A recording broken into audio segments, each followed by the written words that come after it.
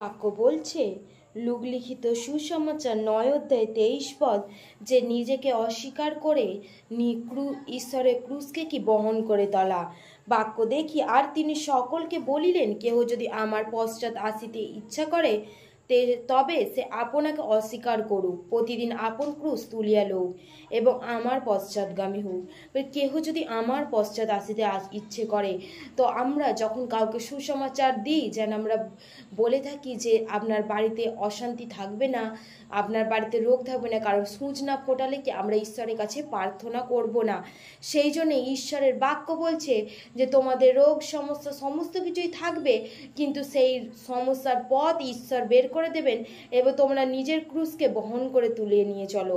নিজের ক্রুশ, ঈশ্বর যে ক্রুশে উঠেছিল আমাদের পাপের জন্য, সে আমরাও যেন আমাদের ক্রুশকে, ঈশ্বরের ক্রুশকে বহন করে নিয়ে যাই। হালেলুয়া।